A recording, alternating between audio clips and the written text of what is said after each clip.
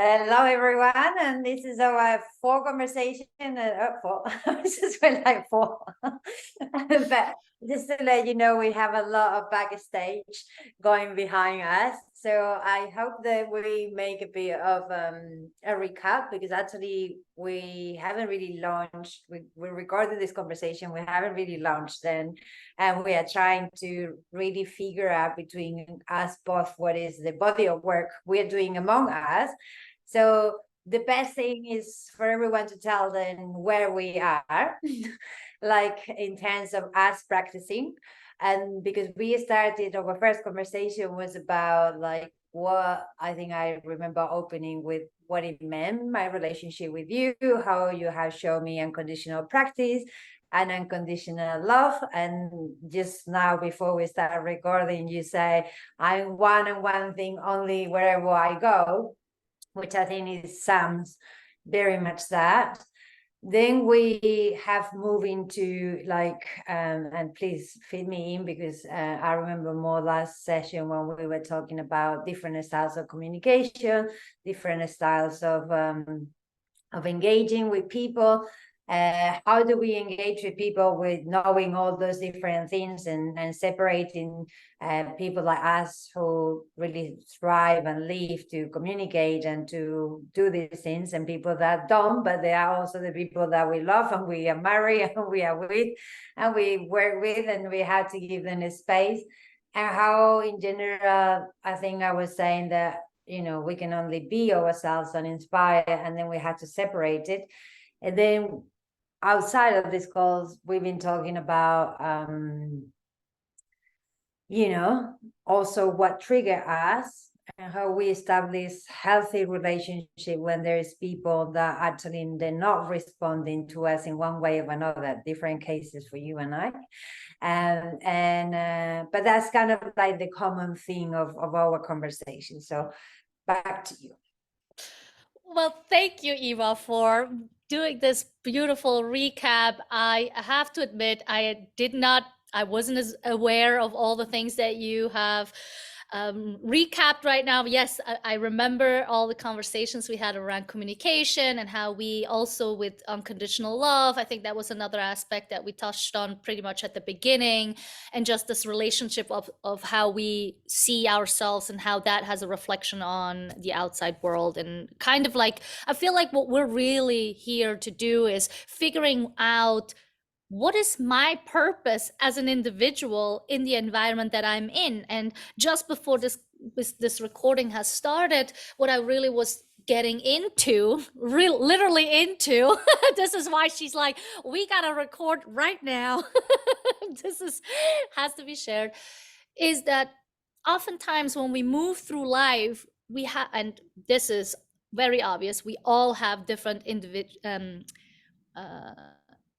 ways of describing ourselves in what relationship we're in, identifying ourselves, right? Like at times we're a friend, there's a moment that we are a mother, maybe a sister, maybe a brother, maybe an aunt, an uncle, whatever, right? Like all these different ways, as well as maybe an employee, employer, whatever the identity that you have, depending on the environment that you are in. And what I have realized and noticed when we are very strict with these identities, we actually lose who we are. And I have noticed that that has caused me a lot of trouble because I have not changed who I am when I work into an office space, or if I was with friends and families. Like I would remain the same person, which sometimes in a working space has caused some trouble, right? Because I would have a conversation with a supervisor, and I am very determined to showcase my side. And when I'm pretty sure about something, even if it's unrelated about work, but if I'm sure about something, you will know that I am sure about something. I wouldn't, just because you have a higher position, step back and let your answer to be the right answer. If I disagree with your answer, you will know that I disagree with your answer. And that's why you're not employed. That's right. No, that's not why. The reason has many different reasons. But anyway, one of the reasons, actually, I have to say, one of the bosses that actually responds very well to this, we've had and still have a very good relationship, meaning people who understand that you don't have to change for these different identities are inviting this kind of presence because they know who you are. They know what to use you for. They know how to place you and make sure that your values can be used to your best ability. They don't have to guess around. They don't have to tiptoe and like, is today a good day? They just know. You walk in, they know you're having a good day or not. They know how to gonna go and interact with you, which can be, again, a good or a bad thing. What Yes. we're saying is that just so people understanding, and I think that the sentence you use, I am myself in every way, is like you have a character where you are in touch with your emotions. Well, let's start that way because we could say No, practice, it's good. It's good. Yeah. practice, and then it's like it sounds like because everyone have a character, right? Yep. And everyone become a character in the story that is told among us. You know, like you become a character depending on the actions that you do, and if you are like very repetitive with those actions, then you become good or bad in the life of the others. But you are more things than what you do right or wrong in the life of the others, you know. So what we are saying is you have a character in where you are in contact with your emotions, you are capable to bring them up in the hope that they are perceived and received like your perspective and your viewpoint. And you are not really constricted by, positioning or other people, because you have an ability to feel equal in certain levels and to other to the people that surround you, and I say this because of the conversation we have when someone trigger us and we feel like we are unworthy of their attention or something like that, because we are all humans and these things happen. But your natural character wouldn't be self-doubting, your natural character wouldn't be silent, your natural character will be on the open. And we touched on that last week because we were talking about the fabrics and if we are very outspoken and we're always saying what we are saying, we actually stopping that machine. And then if someone is always quiet, it's also really letting go products that are not right out. So it was about like finding the middle point. Yeah, wonderfully said. Exactly. And I think the point of all this bringing up to the surface is if we're changing who we are depending on the environment we are in, not only do the other people not know who they are, I wonder, do I know who I am? Do I know my values? Do I know what I care about? And why we really got into this conversation was because I was addressing a certain situation that I'm in with a person I call a friend. And somehow something in that person's life happens to not be able to express emotions in certain ways or whatever. This is just an assumption that I'm making here. And so what has happened is that I felt something was off. So the person that I am, I will always reach out to how something is being perceived on my end, just to clarify if I'm right or wrong. As you said, I can only make a judgment on my side, but that doesn't mean it's true, right? So even if I feel something's off, doesn't mean that that's true, unless the other person is confirming and saying, yes, that is true. Yes. Okay. Unless we also let's divide. I think this is important so people can start their own practice, because you have two elements. There's a relationship in where you have a gut feeling. Yep. So within you, like your body is giving you some discomfort and your mind is repeating because you are seeing that some actions are not being taken. And then let's make it very clear. This is a lack of communication. Okay. So basically you feel something is off, which we do very often because for no reasons, like people, we need to recognize we live in a society where we say, oh, what's wrong with you? Nothing. And this is something that is important, because I think this is something that kind of like get part of, there's two elements to this. One of the element is that as babies, we get to understand very early in our lives that other people have the ability to read our needs. We cry, we smile, we do stupid things, and they tend to guess well that either we're hungry, we want to play, we want something we can't reach, we want to be cuddled, or whatever it is, or we want to reconciliate. So in a way, our first memory of what is communication is like, they get me, and they get me because they love me. You know, so the people that love me should get me. Okay, what happens is that obviously it's not anymore that we need our nappies changed, which we do very often, but it's not anymore that we need that. Only we have more complex reality, we have more interaction with other people, we even, like, most of us are not in practice to recognize our own feelings because we have chosen to be really working or invested or picking up kids, doing the right for the world, or fighting for human rights, whatever it is, you know, or just having a stressful situation, like, you know, a close relative is passing away. There's so many things in life. Someone broke with you, someone is ghosting you, you know, all these things take a toll on us. Yeah. So the first thing is like, yeah, I recognize something in me that is not right. And we should sit with that in comfort to say, if it's not right to that, you need to listen to that. You're not wrong. You know, because I think, like, sometimes what we create, and this is what you're saying, then we create a whole narrative that try to make these people that we love and we want to care, and we don't understand that they don't pay attention to us, into a cotton wool person. So then we start finding, oh no, of course, because it's really busy, and it's of course because, you know, like, you know, the dog has diarrhea, and of course because, you know, like, whatever, like, we make from the smaller to the bigger, and more reasoning to depending on the circumstances. But that doesn't take away what you're feeling, right? So then what you do there, the third thing that you do is you check with the other person and just say, hey, I'm feeling this. Knowing you, you most likely will say, is it anything that I have done that may have made you feel that way? Because if I am, then being you, say, I'm sorry, and, you know, let's talk about it. Being the rest of the people, we get no response. Well, how to ask someone who actually behaving that way so we can understand. And I'm starting to have these conversations because I think this is where really the source of life starts. And it's very difficult to put a person in the position for them to see what are they saying and how they're acting in a way that you don't get them reactive.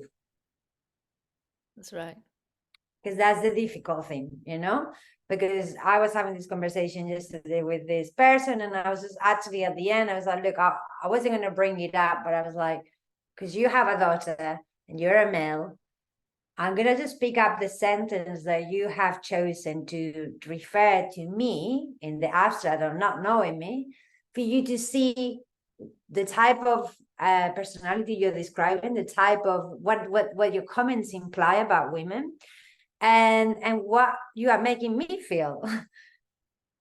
Respond to that as, oh, I would never like insult a woman. Well, you just did. You just did. The sentence are clear that they aren't implying the reality. What is the reality? We live in a sexist, homophobic, xenophobic, racist, privileged world, in where we all have bias and privilege. And the only way we can just really start to confront is just to, as you well say many times, it's like, okay, it doesn't have to be right, but it has to be something. Yeah. So I think what we are saying is like precisely what you call you show yourself is like, I don't aim to be right. I don't aim to be present with what is happening. And I think that's what you understand mindfulness is. It's not about like, oh, we have worked out spirituality and, you know, someone will come here and do something horrible to me and I will be like, oh, don't worry, I can see your inner shadow. No, it's not that. You know, it's not that. It's actually back to you. I mean, listen, this was beautiful. And I think the few things that really stick out is one, let me just see if I could get them back because I'm so contained with what you were saying that I lost train of what happened in the past because I'm so present with you.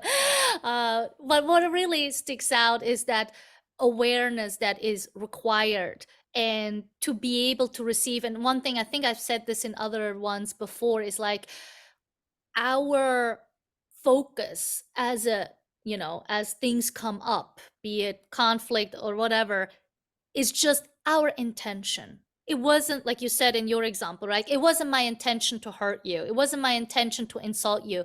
Yes, okay, sounds great, but that's not what I felt, right? And so the impact, and I learned this on in the hard way during this teacher training that I was in for 2 years with a peer group, which you are well aware of, that I had to learn that my impact is way more important than my intention. I can start with good intentions, which hopefully, Explain that. What's the difference between yeah. impact So and it's good to have good intentions, meaning me wanting to do good in the world, be a good person, be kind, be, understanding, and so on and so forth. For example, me texting this person asking, like, what did I do? As you said correctly, I would take blame. If I did something wrong that made you feel a certain way, yes, I will take full responsibility for this and I will do whatever it takes to better myself in that respect. But of course, I can only do this if there's something in return. That's the intention. My intention is to do something good. But what's possible when I'm writing this message, the impact that it has on the other person could maybe be demeaning, could maybe be mean, could maybe be like completely the opposite that I intended to do, right? And how do I get to impact? The impact is really, really hard to practice. It's not something that I just know how I'm going to impact you. It needs consistent conversation and check in and a response from the other person, how that made that person feel. That's how we learn about the impact. We can't control impact, right? So that's what's where it becomes a little conflicting. Okay, I'm gonna like try to throw some light because I think you and I, because this is one of the things that why are we doing these conversations and why we agreed yesterday that we were doing is that we are in practice even to understand our misunderstanding. So we are aware that, and this happened actually for the last call, just so, just to get people in the in the soap the of a life. But like you told me the week before, next week we'll agree we meet at 2:30 instead of 3. Then you send me a message that very day and say we'll see you in 90 minutes. I was in my own spiritual journey, writing a poem that closed the cycle, because that was the day I was receiving an email telling me that I was divorced, or not even divorced yet. Like I have a sentence that my husband have to approve in order for me to be divorced, which he hasn't, by the way, part of the soap. And then I completely forgot. And there I was just looking at like 90 minutes, and then, I didn't show up on time. I show up to the time I assume that we were okay, yeah, 90 minutes, yeah, 3. That's the time we meet normally. So I assume this, and then this lead us to be a point trigger on exactly what we are talking in terms of other people don't respond. And it took us a while for us to go forward and backwards, for me to be aware that I already have done something that you thought I was aware I have done, but I wasn't aware I have been doing.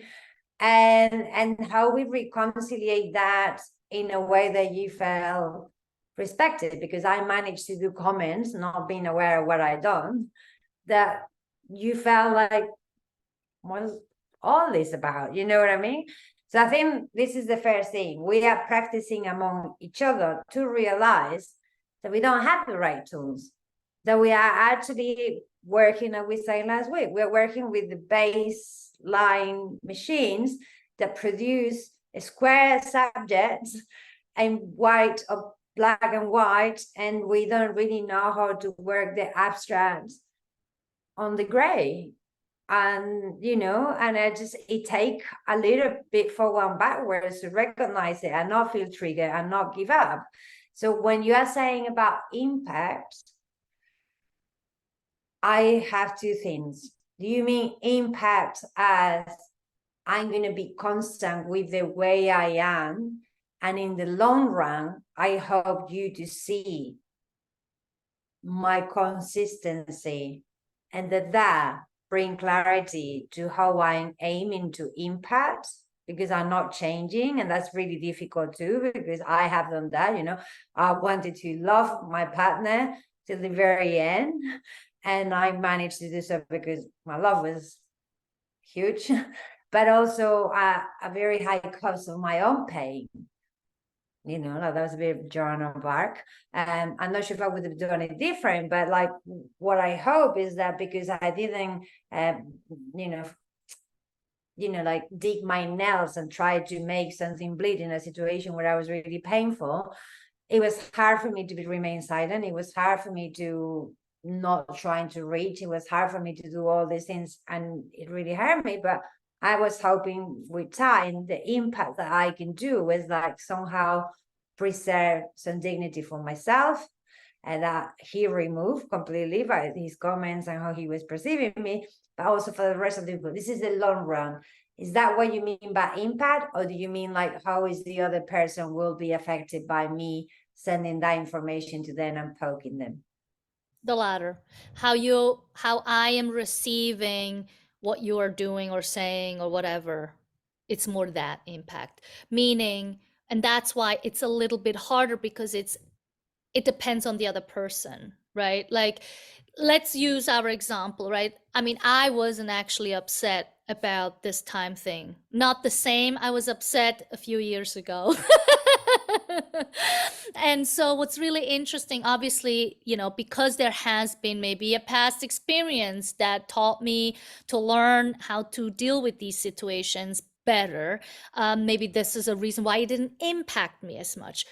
On the other hand, it wasn't as serious. I just knew that I don't have as much time if it's later, right? So there is obviously, when we talk about impact, it has a lot to do about the other person's awareness, the other person's presence, the other person's ability to adjust. It's a lot of those things. What I'm seeing, the impact can be extremely challenging is when all those things are not happening. When people, which I think a lot of us are just so contained with all the work that we have to do, the things that you mentioned before, taking care of children, doing this, like the external parts, that we don't have enough time to really take care of this internal turmoil that we're experiencing. Because in the end, whatever turmoil is happening on the outside world is a reflection of my internal world. So if I am able to find more peace and quiet, and it can be as little as a little bit of moments here and there to myself, but at least giving myself those moments when something externally happens, I can still take that step back. It's like, okay, it's not that bad. Okay, I can get over it. But oftentimes, and this is where it brings it back to this other situation that I was in, is like, we're taking the actual situation that we're in out of context and attach it to some past experience that has nothing to do with the person sitting in front of me. And I know that there is oftentimes that this theme comes up. It's like, okay, what does it relate to you in the past? I know that this is something that you keep bringing up for me, right? It's like, so what are your patterns here? Like, what's the habit here? What is something that is happening on the consistent? Like, why? And this is where boundaries came up for you, right? And why I was a little bit more held back. It's like, nah, it's not the boundaries. I have, in most places, very good boundaries, or at least I am okay with however I'm communicating. I'm maybe not as strict as you teaching me to do them. And at the end, that's not necessarily the matter of a fact. The matter of a fact in the end, when it comes to boundaries, is like you have to be okay when something doesn't turn out the way that you anticipated. Because boundaries, have them or not, your boundaries can always be crossed. And you have to still figure out a way to, okay, they have been crossed, even though I said no, people might still cross them, right? You can have a sign, no trespassing. Trust me, people are trespassing, right? So I think at the end of the day, what stuck out for me is that impact I'm having on other people, but they're not responding back to me. And this is what really made a difference, that you point. It's like, so what is that? What, I don't remember what you called it, but like, what's your, when we were coming to like, I want to be acknowledged. Like, I don't like it when I'm sending something out. And I remember in this peer group, it was the same thing. Every time I'm being honest and I'm trying to make a step forward, take ownership for my mistakes, and I get rejected by not getting a response. Because if someone would say like, yes, you hurt me, trust me, I would not be mad for a second. I'd be okay. I mean, for a moment maybe, but I wouldn't take that and be upset for days on end. I would just go into my little corner and figure out like, okay, this happened. I upset this person because of that. All right. I don't know how Give a this. bit of context. You are talking about this peer group and yourself in the context of studying mindfulness in a professional, you know, it's Oh, there she goes. Let's wait around. She'll be back. Let me pause this.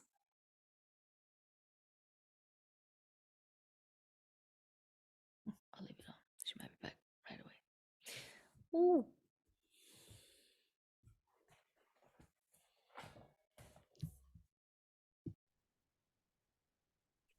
all right. So we have Houston problems, and we are back. So I was saying about these difficulties in communication that you were having, of being acknowledged when you brought like to the surface an issue that you were experiencing in a cataclysm experience, which is studying. Like it happened to me on my coaching. It happened to you on your happened to you in your mindfulness, you know, like master. And I think it happens constantly, and let's make this is a reality. It happens constantly. And what we are talking is about, if someone says something and they are not acknowledged, or they are like in an active or passive way, ignore it. Yeah. This is where we are starting to have problems. Because this is how it's so much easy for you to trying to find justification. And this is why I think I was talking about like babies and reading minds and do whatever. When we have accent parents, which we do because our parents are like figuring out the most of the thing, we should be so grateful, even for the most horrible parent or mother, because at some point, at some level, during the first years of our lives, they make our priorities somehow in a scarcity or whatever up front of their own, because otherwise we don't survive, you know, or we survive, but obviously we survive really damaged, but because obviously there's a tendency of the body, so they're separated. There's a tendency of our bodies to feel, to do, to move forward, to continue dying, to continue thinking that they're right, even mentally, even if they're in the midst of a lot of activities. So we are getting into a world where I'm really surprised how like now coaching is the future work, and how everyone is looking at coaching clients, and you know, and everyone is wanted to be mindful, and everyone to be a yoga teacher. In the past, it was all about like being a bullfighter, like, you know, footballer, and a DJ. That was pretty much like what I remember was or like, you know, presenter. And now it's more like about like, you know, kids who really want to be a YouTube, you know, whatever. So we're changing rapidly, but what we are moving towards more and more is about careers and situations where people want to be conscious. People want to just have an impact, and people want to understand themselves, because being a yoga teacher, you're supposed to have some level of understanding of you, and certain things that the yoga philosophy will invade you. Being a mindfulness student, you should be able to have some level of like being, bring to the surface certain things, being present, having this conversation, and especially being able to acknowledge someone, and knowing as much as we know about even like the films that we see, like how love stories go, break thing and whatever, how we cry with this. We have so much information now to do things differently, but we are heading the opposite way, which is the way of, and this is really important, it's like, people in the past, they were an alphabet because they didn't have the resources of learning, that they needed. They didn't have the money, the parents did, they had to work or something like that. So some people just grew up without knowing how to read and write. That didn't mean that they were analphabets, because there's people that, not having done any studies, have more clarity about what life is about and about how respect to another person and how to make them, feel that.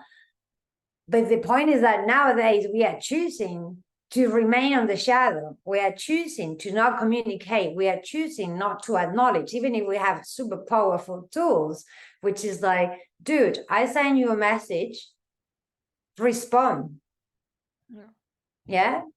Like, just respond yes or no, like you were saying. There are certain things you respond, there are others or not. So the idea is that maybe we can use part of this is the practice.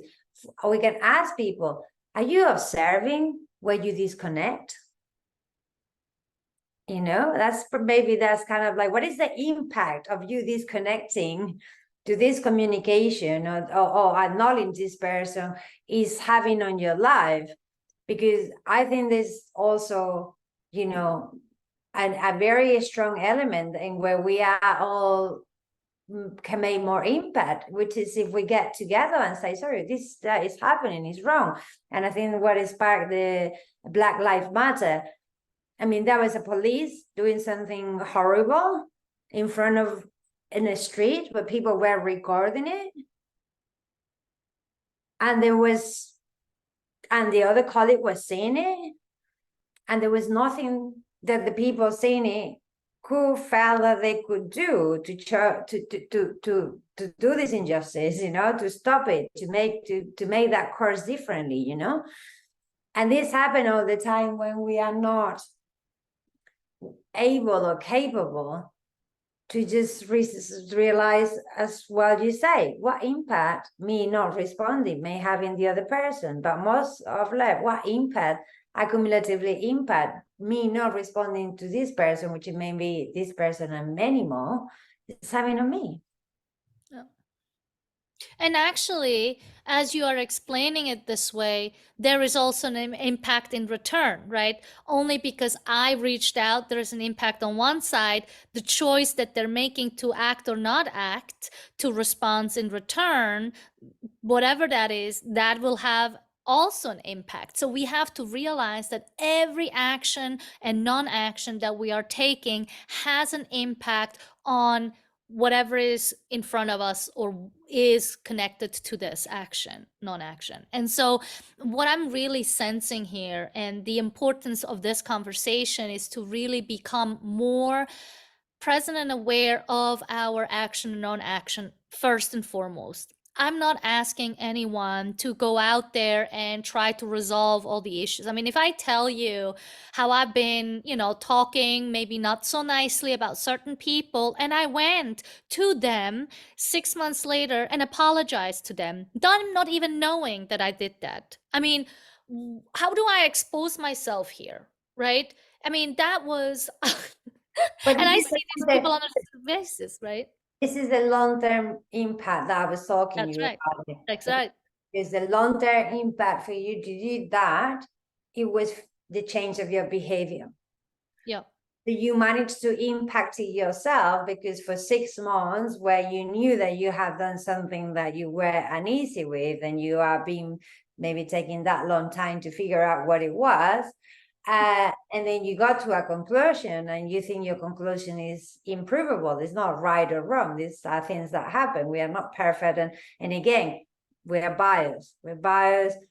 We are trying to change and create a language, which is what we say. We're having these conversations because we feel like, we're not aimed to be perfect. I guess this is another thing about what spirituality was before and how we see people like the Dalai Lama or someone like that, which is like, they're not perfect. And I'm sure they do things that impact the world not in the best way. And it's not their, they had to, rule their ashrams, and they have to, probably, I'm not sure, but, be unfair to some women monks or whatever it is. They're just also part of this. So this vision that we have about spirituality that in the past was what moved this sense of good forward is trespassed to us in the Western world, more so because we are appropriating from all these different roots. And I'm not kind of speak from a perspective of someone that may be African or Asian or something, because I don't have that perspective. So maybe they have been doing this for a longer time and I'm not aware. But what I notice in my society is that, yes, we are moving to a more, what is the value of people is the knowledge. Then on top of that knowledge, the value is how they manage to make it useful for other people, how making it use so they make it like a product that the other people can consume and get an outcome.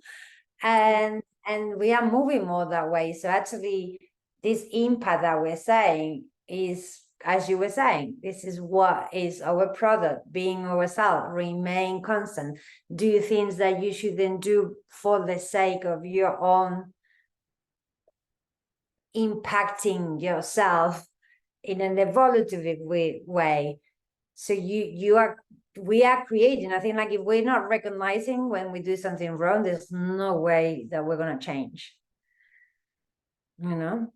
There's more chances of someone walking 20 kilometers with their shoe that is tied than actually maybe taking it off and go barefoot or stop the journey altogether.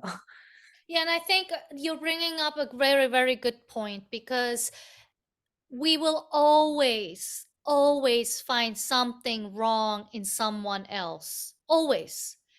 At the same time, there is a lot of things wrong about us, and coming to clarity that we're not perfect as human beings, is it? Right? It's not about what race you're in, what religion you believe in. It's not about all that stuff we identify with, right? To come full circle. It's like, yes, I might identify as a certain religion, right? I might identify from a specific country, to a certain language, to a certain whatever.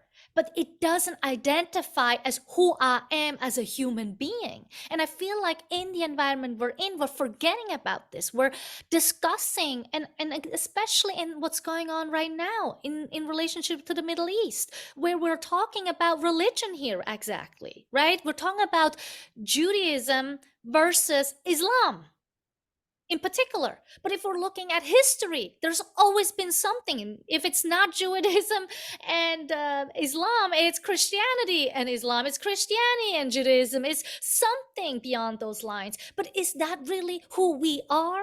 Because if we're stripping off all those parts of us, being a mother, being a whatever, if we're stripping those things off and it's just me being Raditya, it's just you being Eva, or whatever name you want to have in the first place. I can call myself Caroline, as I do on a regular basis when I order a coffee. Do I feel like I'm a somebody else? No, I'm still me. Like, call me whatever you want, right? You get a coffee when you call yourself Caroline, or? That's right.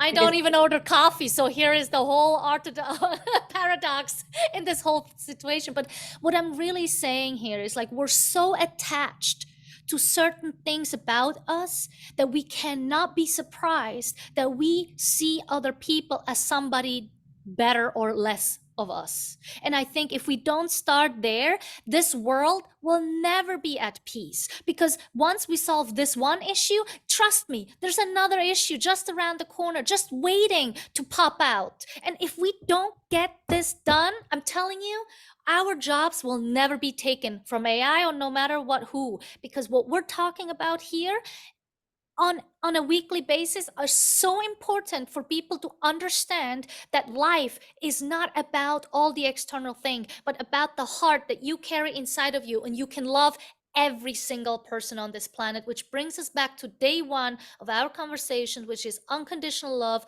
for everyone, including ourselves. And this is where we start, and I'm sure you have a lot of things to add here to close us out.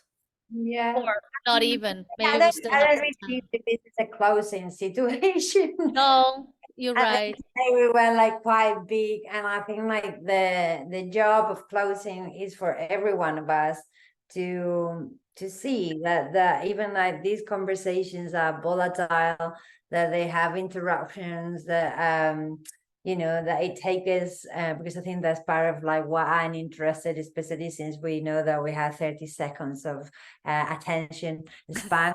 And we are going that and farther, like I think like that's really what this artificial AI and all these things is like.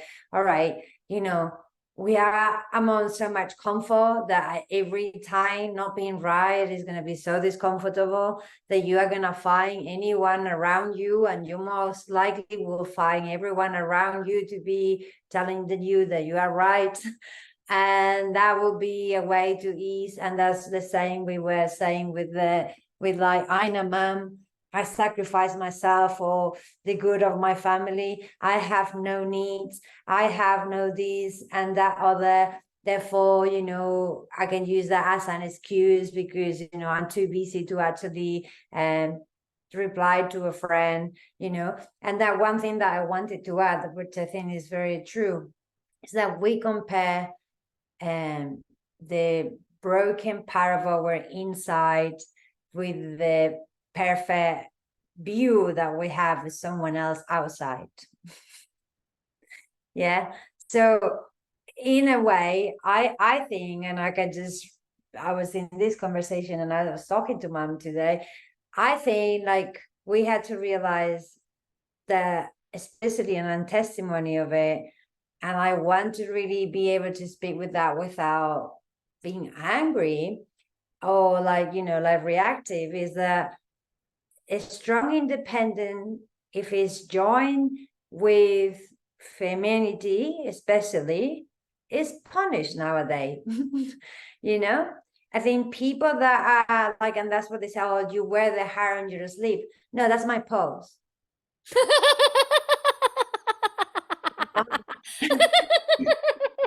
I think it's true because all my life I have these people like, oh, you wear your hair in your sleep. No, like that's you do, like maybe you have a Apple Watch, which is the most stupid thing in the world, because you see people like all the time doing that, and you're like, but actually, there's no other way where to wear it, My hair is in different places. My hair is in my stomach. My bag is there. My hair is on my spiritual hair, on my heart chakra, and my hair is on my physical hair, and my hair is everything that connects us. So because we are all in a pulse of time and seconds, and and gravity and quantum stuff that keep us together, attached to our identities and our realities. And the more that because you asked this question today to your group in things, what have you learned to do alone? Well, the thing is that maybe that's the thing, that we feel like we are part of something because we are surrounded by people, but we are not until we start bloody communicating back. That's what really makes people stay together. It's not about like we are sharing this life experience and you live in my neighborhood, or we're doing this course together, or we are dating, or we are married. This is about like we are here and you are not choosing to communicate or not communicate with me. And let's make something very clear. No communication is still communication. The kind of the worst, because it opens so many narratives, but we need to accept it, which is what I was pushing you to understand. It's like, okay, when do we say enough is enough? Because yes, I have this ability, I have this practice, I have this willingness of being reflecting, and maybe this is pulsating as a child, because I had to understand why my parents were silent, why they weren't telling me, why I could feel that they have an argument, but I'm not sure what's going on with my parents, but I can tell that I'm not in a safe place. I can sense that in my body, like as children, why I'm not explaining this, because there's another thing. We really like cover our children. We don't want them to know. We don't want to, but then, so we maybe like this way of educating is already embedding in us. And what it happened is, depending what level of that common sense you had to develop as you were a child, you are going to be looking in adults to justify and reflect and do the work. But the work of us as adults, and this is my personal work, is not for me to figure out you. I have to understand that you have to figure yourself. And if you are upset and you're not telling me why, and if I'm saying and sensing you're upset and you're still not telling me why, it's not my job to close the gaps and make the numbers. Yeah, it's your job. And then this is kind of like where I think I still had to have my own self-growing and understanding, because yeah, I'm learning to do things alone. I'm learning to activate certain parts of my life, first by force, now by choice. And I think that by choice relatively, but it's the journey, because I don't find coherent in people. I don't find people who want to practice with me. And when I say practice, it could be practice or it could be play, But for whatever we do, we have to have like curiosity. We have to be able to show our vulnerabilities. We have to be also able to bring things to the surface and not to try to make something gray, black and white, And we just have to just also be able to move on. And also doing so, taking care of ourselves and putting us as the center of this experience of saying, dude, if I'm calling you and you're not responding and you're consistent in that, and this is hurting me, it's just not right. And that's period. That's got in communication, and even the most difficult mechanisms, is costing, and that is not possible for evolution. Yeah, I mean, that was just so many incredible things. The one thing I want to say about this child-parent relationship that you were saying, that I do feel that in these days, especially, people want to keep their kids in a sacred space by not addressing or demonstrating any challenges that they are having with each other. Try to do this behind closed doors. And I was writing about this actually in my book. A part of it is like, some people might disagree with me on this, but I find it super important for children to learn how to have healthy conflict resolutions, to recognize, hey, I can still love someone even if I have an argument with them. And it's not that everything has to be perfect and great. We can have an argument sometimes because we're not always going to agree. I have no problem disagreeing with my husband in front of my son, because he has to know that I have a different opinion about things, and I will do some things that might be not right, that might be I've forgotten, which just happened the other day, what I'm supposed to buy or not buy, that was discussed, that I made a mistake and I'm going to own up. It's like, okay, I learned my lesson. you know.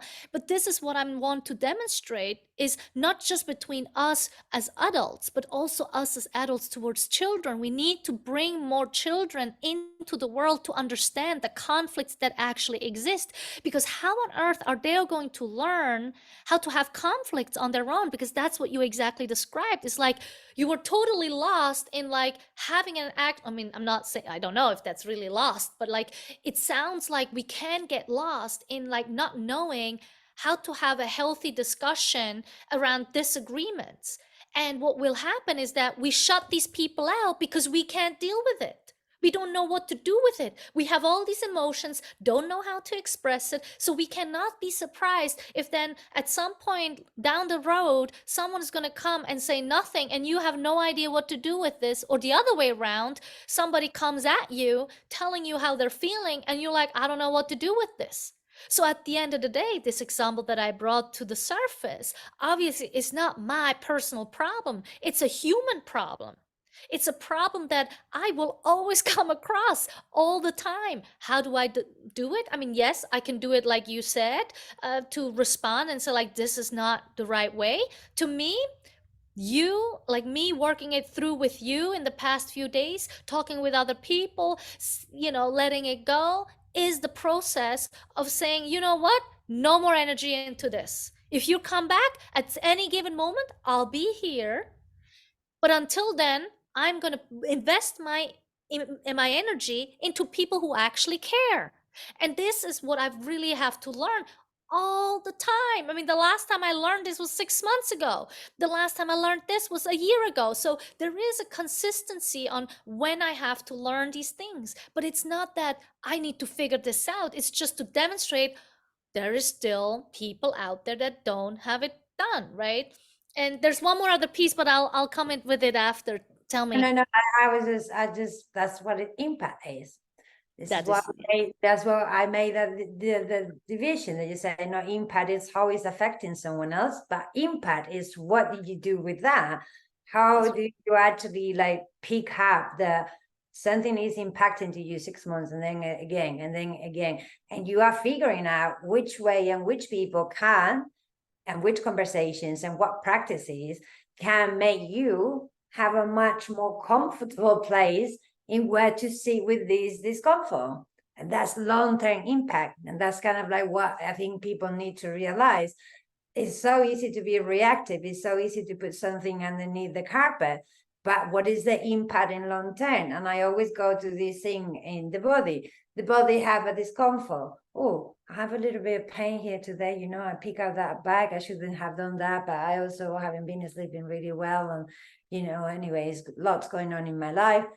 Oh, well, you know, today I just went to do something I cannot really move, but I'm still gonna go to work, and I'm still gonna, you know, go to the agro class, and I'm gonna still, you know, like go to some whatever, like, you know, because that's what humans do, you know. I'm gonna still do the shopping. I'm gonna so okay, so now it's just all right. But now I'm 2 days that I cannot move, and I have to meet so and so. And I'm just going to continue doing that because I'm going to have a medicine that's going to be given to me that's going to suppress the pain. So therefore, you know, oh, now I'm good, you know, like as long as I take these tablets, I'm doing okay.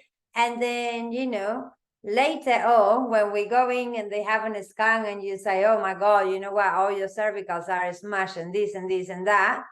Oh my God, like now I'm, oh wait, the signaling. And I'm not saying that, but most likely, potentially, our cervicals are made to be damaged in the long term. But the way we can manage that is active or passive.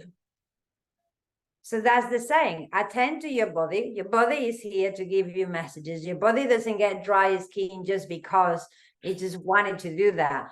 It does mostly because there's something emotional happening, and it's trying to communicate that somehow it's trying to hold you together there, but that you may need more water, you may need more sleep, you may need to chill. And that's what you're saying. You may need to find those moments for yourself in where you can go, wow, you're hearing me. And I'm the first person that's paying attention to what I'm here. yeah. And now I'm going to bring this hearing that I'm doing and try somehow, very clumsily to start with, putting into context with other people so I can be heard. And that's kind of like why we stay with certain people, because we have an idea that being next to someone is that we're being heard. Well, it's not. I think that's the main problem. Being in relationship with people, doing good things for people, You don't irritate me. doing everything for your children doesn't mean that your children are going to appreciate you. I mean, they will down the line, but you'll have to wait a No, oh no, because few decades. oh no, because there's a lot of like Oh, let's that's true. we talked about that last week. The first place in where the first relationships we have are our families. Yeah, yeah. This is where the main spectrum of our attachment and difficulties will come from. That's the first group. Then we reproduce in the people that we find. So let's not forget, like, no, there's people that hate the parents until the end. That is true. For good Yeah, reason. and one thing you really touching on now is one other aspect that came to mind when you were talking one discussion before this about, you know, people being like the community, right? Like bringing it back to what you said about family, right? And there is this term we've been using, especially since COVID, about we are in this together, right? Where like, let's come together, let's rally together, let's go together, and let's be together, and let's fight against this, and we'll come through, right? And I found it so like, if this is great, I love this term. At the same time, I think we're forgetting we are in this together forever is only me and this body. So bringing it to this other aspect that you talked about with the medication, when I have pain, the non-responsiveness to what our body is telling us, right? Ignoring right there, right then, right? Like I don't even have to ignore another person. I do this to myself all the time. And it's the same thing. And I bring this example up because it happens to me all the time. Is I'm working on something, I have to go to the bathroom, or I'm hungry, and I'm saying to myself, no, I'm going to finish this up first before I go to the bathroom, right? What am I telling my body is like, you are not important right now. Something else that is externally of me has to have my attention first. And this is what we're teaching ourselves from day one when we were born, that something outside of me is way more important than any information from the inside. I'm actually just writing an article as we speak about exactly this. And the only way we can come to terms is by realizing that this piece of body that we carrying in and out, what? Machine. A machine. Machine. That's right. That exactly right. We're treating it like a machine. We don't want to become AI, but here we are. Like a machine. Like if we were treating it like a machine, then we'll know that when the machine is broken, then you cannot get like, you know, the things you want out of the machine. So No, but you would just find a replacement is what it is. It's like you have to take care of the machine ahead of time. Our brain, we don't even like yeah, think of I mean, our brain is kind of like a machine. I think it's the whole body that isn't, but you're right. I mean, yeah, I mean, that's a whole nother perspective to bring in. Yes. have more I mean, respect. that's the machine we talked about last time. And now I remember, right? Like with the Vanderbilt, I mean, the conveyor belt. And so what I'm realizing though is that when we have this understanding that we are in this body for the rest of our lives, you know, I have a talk on Thursday with possibly, I mean, I don't know if it's going to happen, but the idea is with these 50 children. And I've been thinking about like what I'm going to do. It's a gym class. They want to have fun. And at the same time, it's like this body, they have to become aware now that this is the only body they will ever have, even if it changes shape and size, right? It will change shape and size no matter what age you are. You can never stay exactly the same. Maybe it's wrinkles. I don't know. Well, if you take Botox is another story. Again, medication in a way, right? And so, but at the end of the day, all I want to say is like, this is free. Your body is already free. Take care of it while it's free, because it might get really expensive if you don't. And that's where your medication come in. It's like, hey, pay attention to your breath. Pay attention to the signals that your body is sending. Don't neglect it. just really take care of it, because if you do that, you will take care of other people just the same. And you put that mask on before you do it to someone else. I see you're thinking something. Tell me. I'm done. I think we should wrap it, but I think it's a beautiful thing because that brings me to this conversation we have at some point between, I think you read, can't remember who was the philosopher Chinese that talk about, you know, building the idea of the society and, you know, the community, how it was a millenary philosopher, but you know, like he was dividing, like, you know, for the good of others and for our own good. Yes. Yeah, yeah, yeah. So I think that's kind of like where I was joking, because it's like, yeah, we have to understand how that first space, and then we have to understand that that space work with the space of others. So unless you have constipation, unless you can't really hold your way or whatever, like we had to also say, right, listen to it and manage it. That's why I think the message of today is be attentive, manage it, know that there's a limit to your management before it get out of control and it start impacting you or other people in a way that is not pleasant. You know, so it's not about like what is my needs, because I feel like that's also like very much we going that way, like my needs, all right, okay, your needs actually happen in the context of everyone needs. And we need to realize that, yeah, you have to be responsible. No one else is can be responsible for that. But you are having an impact, like your needs and the way you express them, because maybe it is the needs of the people that don't communicate back and don't send a message is that they can't really speak.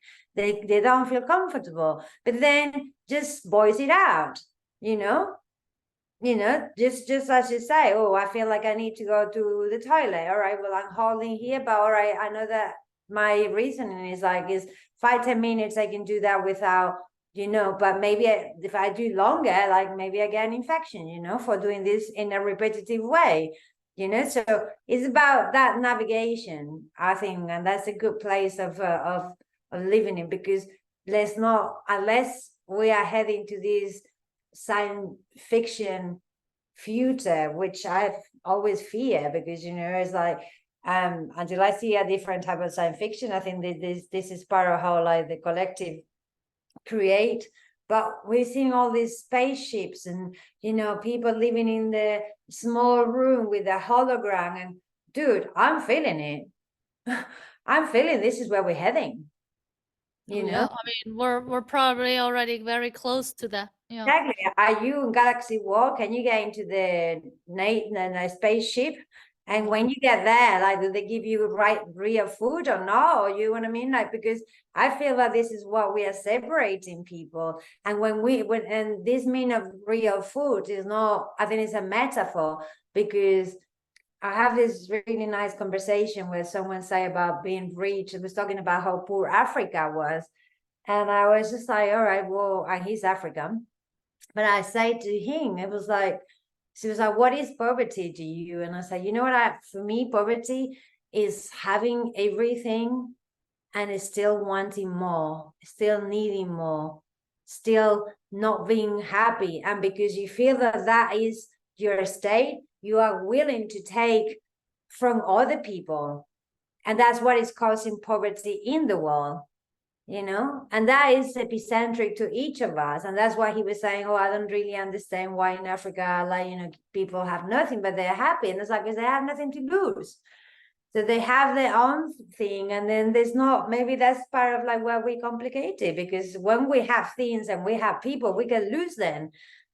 Yeah. I mean, Eva, we are going to be talking here all day, because now you just started opening a new can of worms, or whatever the term is we want to use for that particular thing. But one thing I need to say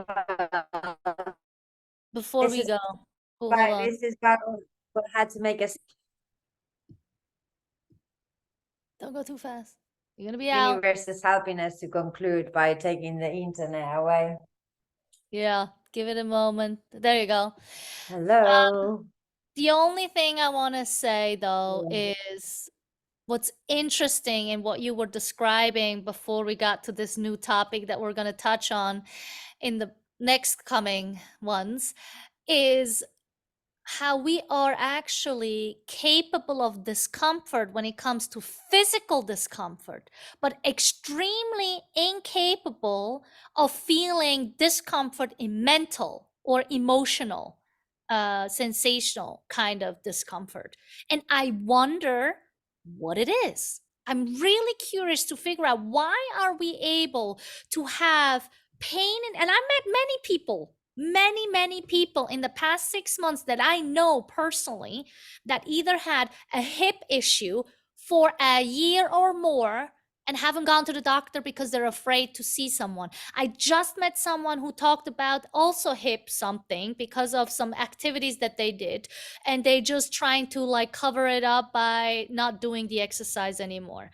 And I wonder, why are we so willing to be discomforting in our bodies that we'll carry for the rest of our lives, but something emotional that can be changed in an instant by just talking about something and just getting at it, that we will carry with us for the rest of our lives, that actually is going to put our bodies to even more discomfort, and we're willing to take that.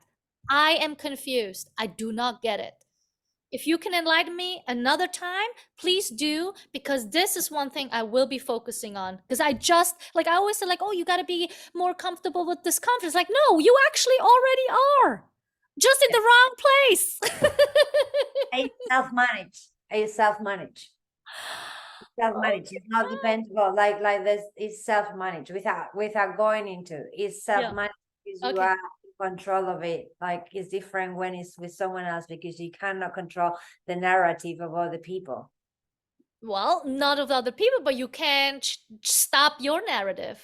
No, yeah, but that's what I mean. Like people are tolerable to their own internal pain because it doesn't have to do with the narrative of other people. Ugh. I Right, live this is where we need to yeah. go. This is where we need to go. This is where they need us. All right. Right, Well, this well, was wonderful. yeah, we'll see you next week and send you lots of love. Lots of love. All right, we nail it. Is it? No? It's still on. Yeah.